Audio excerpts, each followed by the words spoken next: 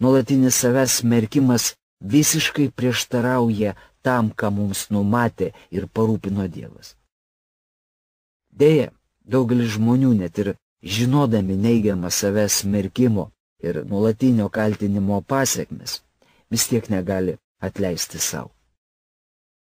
Kodėl ir toliau save smerkiate, kai Dievas jūsų nebesmerkia? Kodėl turėtumėte save smerkti, jei Dievas jums atleido? Apaštalas Paulius rašo: Taigi, dabar nebėra pasmerkimo tiems, kurie yra Kristuje Jėzuje. Jų gyvybę teikiančios dvasios įstatymas Kristuje Jėzuje išvadavo tave iš nuodėmės ir mirties įstatymų. Kiek ilgai spyriositės ir neatleisite savo? Taigi, kaip galime atleisti savo praeities nuodėmes bei kitiems Dievų ir savo padarytas skriaudas? Nesvarbu, ką jūs padarėte, kiek ilgai ar prieš ką ir kaip nusidėjote. Norėdami savo atleisti, turėtume vadovautis šiais 3 principais. Pirma, nuoširdžiai prisipažinti savo, jog padarėme nuodėmę ar nuskriaudėme kitą ir priimti už tai kaltę. Melsdamiesi turime konkrečiai įvardyti savo padarytą nuodėmę ar skriaudą ir prašyti už tai atleidimo. Išpažinkime, ką nuskriaudėme ir ką konkrečiai padarėme.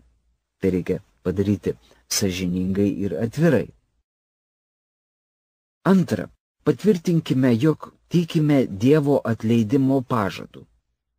Išpažinkime, kad tikime, jog Dievas atleidžia visas nuodėmes.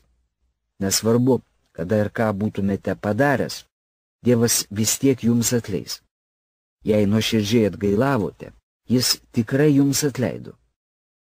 Dažnai Dievo atleidimą priimame kaip savaime suprantamą dalyką. Tačiau kaskart nusidėjus reikia patvirtinti ir sutvirtinti savo tikėjimą jo teikiama atleidimo malonę.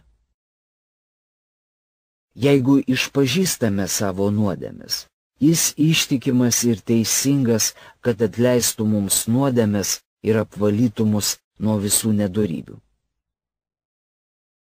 Ar žinote, kaip geriausia tai padaryti? Ateikite prie veidrodžio ir žiūrėdami į save padėkokite Dievui už atleidimą.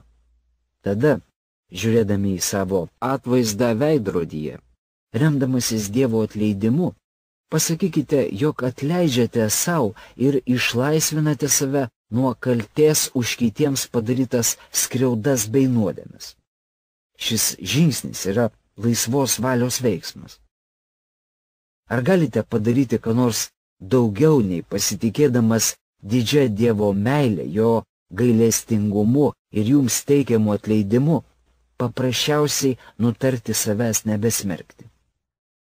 Svarbu žinoti ir tai, jog Dievas jūs mato visiškai laisvus nuo praeities nuodėmių ir su tuo susijusio savęs smerkimo. Kaip matote, patys nieko negalime pridurti ir belieka atleisti savo už praeityje kitiems padarytas skriaudas ir nuodėmes. Jei taip, vadinasi, nėra reikalo delsti ir reikia tučtuojau atleisti savo, nes dabar galite būti laisvas nuo pasmerkimo ir kaltės.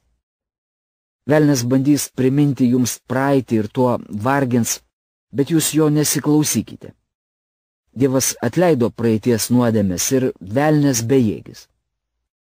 Tačiau net ir po išgelbėjimo dažnai susidurėme su ankstesnio gyvenimo pasekmėmis. Jei esate išgelbėtas ir vaikščiojate dvasioje, vis tiek tenka spręsti tam tikrų nuodėmių ir neklusnumo padarinius, kurie nepranyks iki tos dienos, kai Jėzus pasikvies jūs namo. Susirinkite tai, kas liko, ir gyvenkite drąsiai su pasitikėjimu, nes Dievas jums viską atleido. Kai stovėsite prieš jo teismo krasą, neteks būgštauti dėl praeities. Juk atėjote prie kryžiaus ir paprašėte Jėzaus Kristaus atleidimų ir jis jums atleido.